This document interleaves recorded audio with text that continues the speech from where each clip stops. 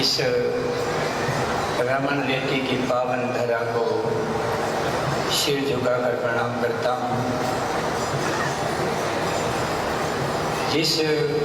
इस पावन रेती में भगवान ने कई प्रकार की लीलाएं की और इस धरा को पावन किया। आज ये रमन रेती पूरे भारत की सबसे बड़ी तीर्थराज की पदवी पा चुका है। ये तीर्थराज है। यहाँ पर करोड़ों करोड़ों प्रेमी भक्त आते हैं और यहाँ की रज को मस्तक पर लगाकर और भगवान श्री रमन बिहारी का दर्शन करके अपने को कृतार्थ कर देते हैं। इस तीर्थराज का ये जो वैभव, ये आनंद और ये आपको प्राकृतिक रमणीयता प्रदान करने वाले हमारे पूज्य चरण, जिनका मुझ पर स्वाभाविक हृदय से प्रेम है, मैं उनका ऋणी भी हूँ और मुझ पर जो अनुग्रह करते हैं उसकी व्याख्या शब्दों में नहीं हो सकती है। एक हृदय की भाषा दूसरा हृदय ही समझता है। हमको अपने जीवन की यात्रा को शरीर से उठाकर मन से उठाकर बुद्धि में और बुद्धि में जब हृदय में प्रवेश करते हैं तब हृदय की भाषा का ज्ञान होता है। और हृदय का जो प्रेम है उस प्रेम का जीवन में अनुभव होता है। मैं अनुभव करता हूँ श्री महाराज से मुझ पर अहेतुक कोई कारण नहीं है। यदि मान लो मैं विद्वान होता तो एक कारण बनता, यदि भौतिक सामग्री में मैं अधिक आगे होता तो शायद कारण बनता। मेरे में ऐसी कोई भी योग्यता नहीं है, किंतु जिस प्रकार एक माँ अपने बालक की कितनी भी अयोग्यता हो इसको उठाकर अपने हृदय से लगा लेती है, ऐसे महाराज श्री करुणा के सागर मुझको अपने हृदय से चिपका कर रखते हैं। ऐसे महान पुरुष जो हमारे ब्रज के गौरव हैं, हमारे संत परंपरा का परिचय है, ऐसे महान संत धरती पर ना होते तो संतों की परिक्रमा जो भी परंपरा है वो कुछ न कुछ कम हो जाती है। कहते हैं कि 999 मीठे जल से भरी हुई नदियां रात और दिन समुद्र में गिरती हैं, किंतु समुद्र को मीठा नहीं बना पाई। एक प्रश्न उठता है, इतनी सारी मीठे जल से भरी हुई नदियां रात दिन सागर में मिलती हैं और इनको मीठा नहीं बना पाई, तो फिर महान पुरुष बोलते हैं भले ही मीठा नहीं बना पाई किंतु उनको नमक बनने से जरूर रोक पाई है, उसको नमक नहीं बनने दिया। ये होती है महापुरुष की अहेतुक की कृपा। ऐसे महापुरुष जब धरा पर आते हैं तो कितना भी कलयुग हम पर हावी हो, तो यदि संत बीच में होते हैं तो कलयुग का प्रभाव हम पर पड़ नहीं सकता। इनके चरणारविंदों का आश्रय नहीं छोड़ना चाहिए। संतों की यही महिमा है। विश्वेश पादम उजदृग नौका, महापुरुषों के चरण सामान्य नौका नहीं है, ये देव नौका है। और देव नौका उसको बोलते हैं। ये जो सागर में चलने वाली लकड़ी की नौका तो कभी कभी डगमगाती है, डूब भी जाती है। देव गंगा की उपमा इसलिए मिलती है, संत चरण हमारे देव नौका हैं, न ये डगमगाती है न हमें कभी डूबने देती है। जो व्यक्ति इन संत चरणों की नौका का आश्रय ले लेता है, ये भवसागर तो बहुत छोटा है, अनंत अनंत भवसागरों को भी वो पार लगा देता है। ये संतों की एक परंपरा है। मैं महाराज जी का ऋणी हूँ और ऐसे महापुरुषों का ऋणी बनने का सार बड़ा अच्छा है। जुड़े तो रहेंगे, जब हम ऋणी रहेंगे तो उनसे जुड़े रहेंगे, और महान पुरुषों को जुड़ने के लिए ऋणी बनना, मैं कहता हूँ सौभाग्य की बात है। मंच पर विराजमान पूज्य चरण हमारे राजेंद्र देवाचार्य जी महाराज, जो कि समूचा भारत आपकी वाणी से अव्यक्त होता है, गदगद होता है। महाराज जी के पावन चरणों में भी मैं प्रणाम करता हूँ।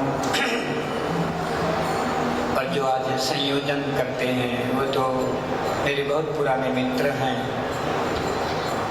मित्रता में विद धातु काम करती है, जो आनंद को देने वाली होती है, सुख देने वाली होती है। जब जब भी कोई मित्र मिलता है, आदमी सुखी हो जाता है, दुख का विस्मरण हो जाता है, और जब वो परम मित्र बन जाता है तो उसके जीवन में दुखों को आने ही नहीं देता। ऐसे हमारे प्रिय मित्र महामंडलेश्वर स्वामी ज्ञानंद जी महाराज, इनको भी नमन करता हूँ। मंच पर जो महापुरुष बैठे हैं वो सभी वरिष्ठ भी हैं और मुझसे श्रेष्ठ भी हैं, सबको नमन करता हूँ। हमारे वेदों को जीवित रखने के लिए, वेद की रचाओं का रहस्य प्रकट करने के लिए, ये जो वेदशाला में पढ़ने वाले हमारे बटुक हैं, ये जो हमारे नन्हे नन्हे बालक जिनकी जिह्वा पे वेद मंत्र रमण करते हैं, ये रमण रीति तो सिद्ध है। ये जो भागशाली बटुक हैं जिनको रमण रीति में महाराष्ट्र के छत्र छाया में उनको वेद मंत्र पढ़ने का अवसर मिला है, इन बटुकों को भी मैं वंदन करता हूँ। इतनी सी उम्र में, छोटी उम्र में वेदों में प्रवेश करने के लिए रमण रीति जैसा पवित्र धाम जिनको सुलभ हो जाए, इनकी पुण्य की सौगात का मैं क्या वर्णन करूं। ये सब बालक पुण्यशाली हैं, सदुपयोग करेंगे जीवन में तो यही हमारे बड़े बड़े वेद ऋषि बन जाएंगे और समाज का मार्गदर्शन करेंगे। आशा भी करता हूँ स्थान का बड़ा प्रभाव होता है। ये गुरुकुल एक परंपरा होती है, अभी परंपरा की चर्चाएं चल रही हैं।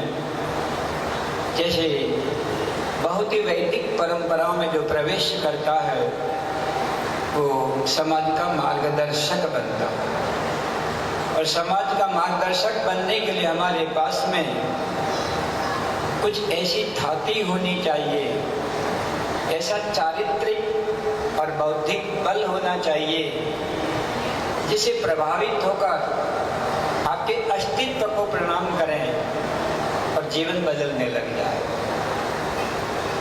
भगवत स्वरूप देवतुल्य सभी मेरे बंधु, भगवती स्वरूपा सभी मेरी माता बहनें, सबको वंदन करता हूँ।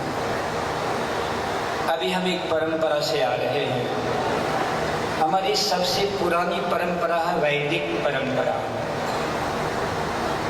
वेद धातु से वेद बनता है, और जब वेद शब्द बनता है तो जिस ज्ञान को जान लेते हैं, परोक्ष ज्ञान को प्रत्यक्ष जान लेने का नाम वेद होता है। जो परमात्मा हमारे बीच छिपा हुआ है, इस छिपे हुए परमात्मा को जो प्रकट कर देता है, जो प्रत्यक्ष कर देता है, इसका नाम वेद है। वेद में से अनेक धाराएं निकलती हैं, जैसे हिमालय में से अनेक धाराएं मिलती हैं, गंगा में मिलती हैं और गंगा में गंगा सागर को मिलती है। ऐसे वेदों में से परमात्मा को प्राप्त करने की अनेक धाराएं मिलती हैं। हर धारा, जिस प्रकार हिमालय की हर धारा गंगा में मिलकर सागर की यात्रा करती है, सागर में समा जाती हैं, ऐसे वेदों में से निकलने वाला कोई भी संप्रदाय इधर उधर नहीं भटकाता है। वो वैदिक मार्ग के अनेक धाराएं मिलकर और परमात्मा रूपी सागर तक हमको पहुंचा देती है। इसलिए संप्रदाय का कोई भेद नहीं है, सारे संप्रदाय एक हैं। नदियां पता नहीं कहां कहां से निकलती हैं, किंतु सागर में तो मिलती हैं। संप्रदाय कितने भी भिन्न भिन्न क्यों ना हो, परमात्मा से ही मिला देते हैं। हमारा लक्ष्य परमात्मा है। हमको जो भी मिला है वो परमात्मा को पाने के लिए मिला है। यदि ये उद्देश्य बन जाएगा तो इस परंपरा में अभी महाराज से बोल रहे थे कि पूज्य चरण भगवान चंद्राचार्य जी महाराज उदासीन संप्रदाय के हैं। फिर आपने कहा संप्रदाय कोई भी हो, किंतु उदासीनो गतव व्यथा, सारी व्यथा चिंता सब दूर हो गई हो, ऐसी उदासीनता। प्राय हम लोग एक अर्थ करते हैं, क्या बात है आप उदासीन हैं, बताओ, ये भी बोलते हैं। जैसे अघोर पंथ है ना, लोग अघोरी के बोलते बड़ा अघोरी है, पर बड़ा आश्चर्य होता है। घोर तो अंधकार को बोलते हैं और अघोर प्रकाश को बोलते हैं, घोर अज्ञान को बोलते हैं और अघोर ज्ञान को बोलते हैं।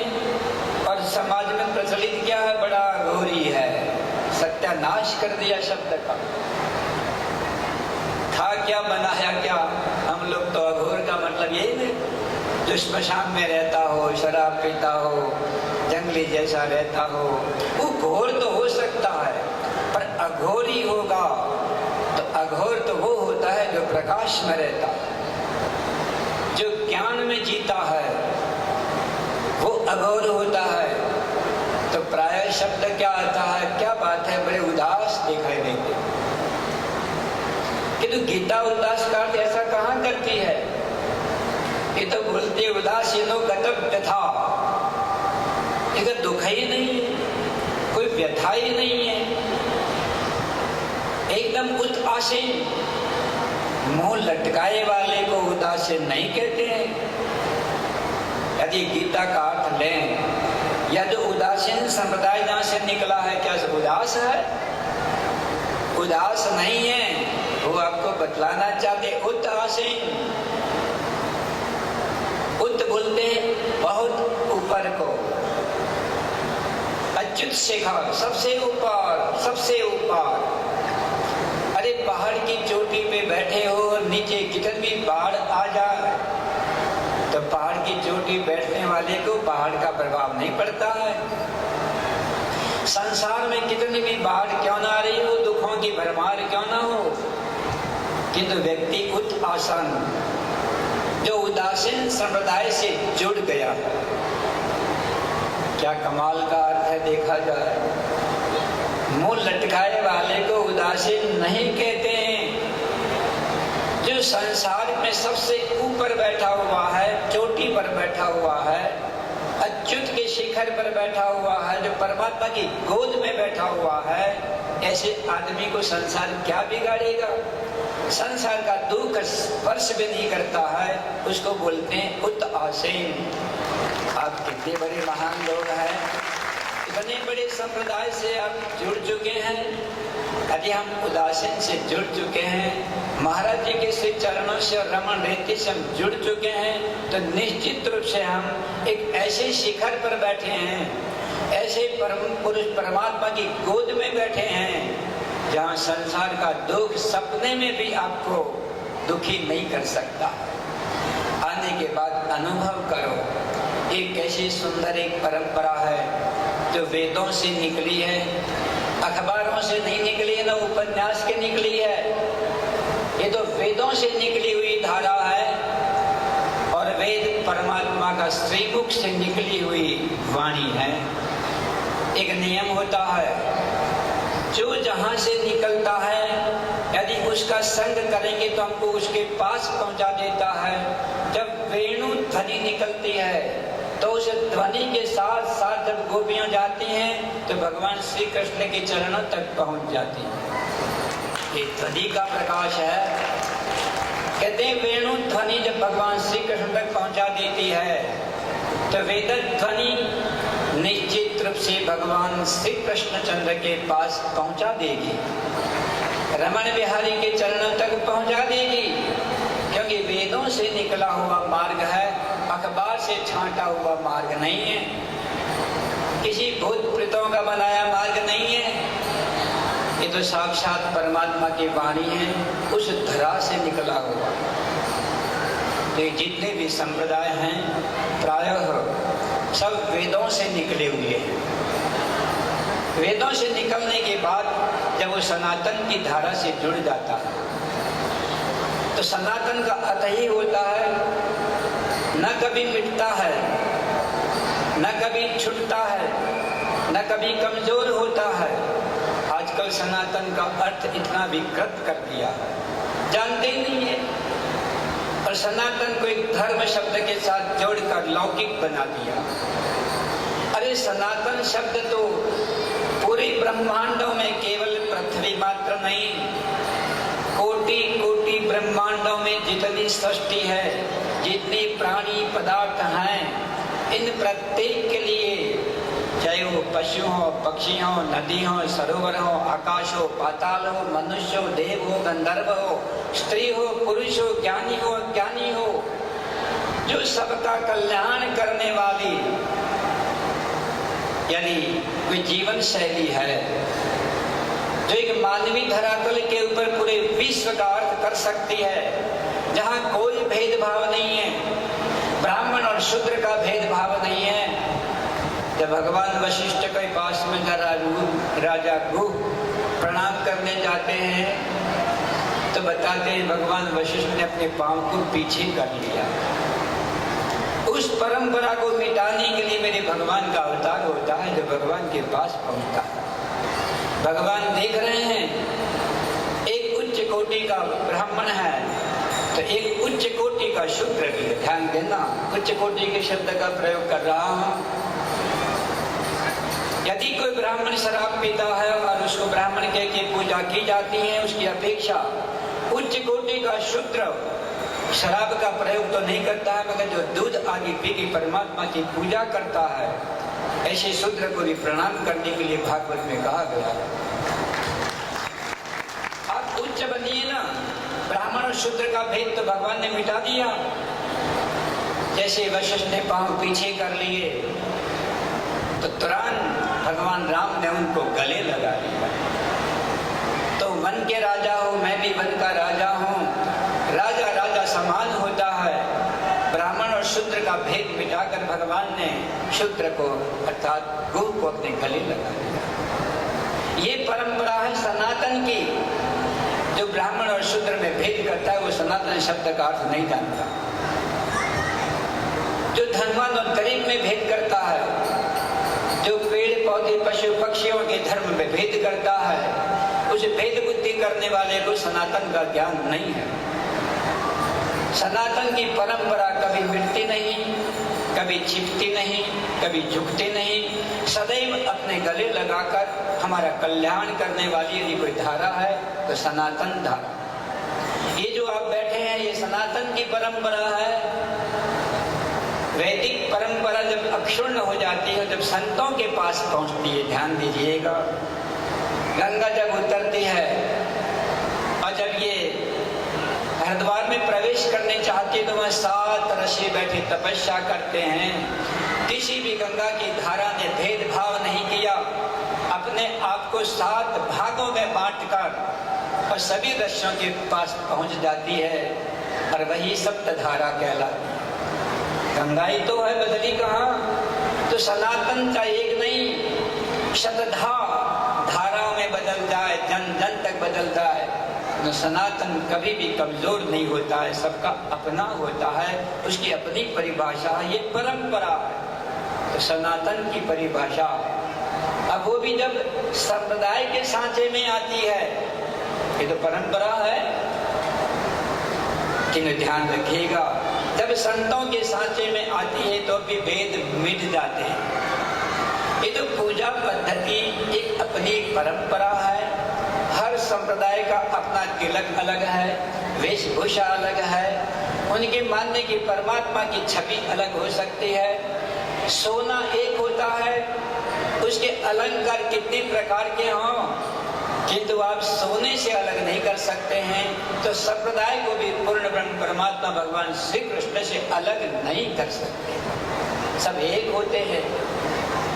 इसलिए संप्रदाय के अंदर भी, तो संप्रदाय क्या करता है, हमारी पूजा पद्धति को, हमारे विश्वास को, हमारी आस्था को, हमारी श्रद्धा को, हमारे व्यवहार को जीवन देने की कला देता है, भटकने से रोक देता है, उसी का नाम संप्रदाय होता है। संप्रदाय केवल आप अलग करने के लिए नहीं होता है कि आप अलग हैं, मैं अलग हूँ, अलग कैसे हो सकते हैं?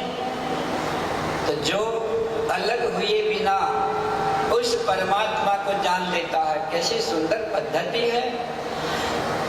अभी प्रार्थना सुन रहे थे कि निर्गुण में से सगुण निकलता है, यदि सगुण न निकलता होता, यहाँ पर जो करोड़ों आदमी की भीड़ हमारे रमण बिहारी को प्रत्यक्ष दर्शन करते हुए दर्शन से वंचित रह जाते। हम मूर्ति की स्थापना करते हैं, उसका रहस्य होता है, एक परंपरा है कि साक्षात परमात्मा यदि संतों के द्वारा पत्थर की मूर्ति में भी परमात्मा को आह्वान करते हैं तो परमात्मा गोलोक को छोड़कर पत्थर की मूर्ति में आविष्ट हो जाते हैं, तो प्रवेश कर जाते हैं। और जब प्रवेश कर जाते हैं तो करोड़ों सिर झुक जाते हैं। बड़े बड़े अहंकारी लोग संतों को प्रणाम नहीं करते हो, किंतु इस भगवान को तो उनके हुए प्रणाम करना पड़ता, उनका सिर झुक जाता है। क्यों झुक जाता है? इसमें परमात्मा ने प्रवेश किया। बहुत लंबी परंपरा है, परंपरा टूटनी नहीं चाहिए और छूटनी भी नहीं चाहिए। आपके पास लोक धर्म भी है, सनातन धर्म भी है, आपकी ग्रामीण संस्कृति भी है, आपकी नागरिक संस्कृति भी है, आपके पास मानव संस्कृति भी है, देव संस्कृति भी है, वैदिक संस्कृति भी है, टूटनी नहीं चाहिए। आप मत सोचिएगा कि ग्रामीण संस्कृति का कोई महत्व नहीं होता है। गांवों के अंदर भी जो सभ्यता और संस्कृति के द्वारा जो गीत बनाए जाते हैं, जो वहाँ के नृत्य बनाए जाते हैं, वो भी एक परंपरा है। परंपराओं की उपेक्षा मत करना, चाहे वो ग्राम की हो, चाहे वो नगर की हो। इसलिए एक सामान्य अनुमान 40 लेकर और वेद तक हमारी एक अक्षुण्ण परंपरा चलती है, और ये परंपरा टूटते हुए समाज को जोड़ने का काम करती है। जिस प्रकार बिखरे हुए मनकों में जब सूत को खो देते हैं तो 108 मन के एक माला के रूप में 7 हो जाते हैं और एक हो जाते हैं, जिसका नाम माला बन जाती है। तो ये संप्रदाय, ये महान पुरुष एक सूत्र के रूप में काम करते हैं और आपको बिखरने से, समाज को बिखरने से उसको बचा लेता है, सबको एक सूत्र में बांध लेता है। और बांध के, जिस प्रकार कोई किसान अपनी गाय को बांध कर अपने घर ले जाता है। इस प्रकार इस संप्रदाय का जो बंधन है, संतों के हाथ से बंध जाओगे तो ये पकड़ कर आपको भगवान के घर तक ले जाएंगे, आपको वैकुंठ तक ले जाएंगे। इसलिए संप्रदाय की उपासना करते हैं। मैं अधिक समझ लेने देता हूँ। और भी मेरे पूर्व वक्ता हैं, इन सब वक्ताओं को समय मिलना चाहिए। इन्हीं शब्दों के साथ कि आप संप्रदाय से बंधे रहिए, प्रमाद मत करिए। अपनी ग्रामीण जो संस्कृति है, जो गांव के लोकगीत है, जो गांव के नृत्य हैं, जो गांव के जो हमारे ग्रामीण देवताओं के साथ जो हमारा संबंध बना हुआ है, ये सामान्य नहीं है। उस परंपरा से सनातन परंपरा निकलती है। लौकिक प्रेम से अलौकिक प्रेम निकलता है। इसलिए लौकिक प्रेम की उपेक्षा नहीं कर सकते हैं हम, गांव की संस्कृति की उपेक्षा नहीं कर सकते हैं हम। आपकी सभी की परंपराओं को प्रणाम करता हुआ, इन महापुरुषों का वंदन करता हुआ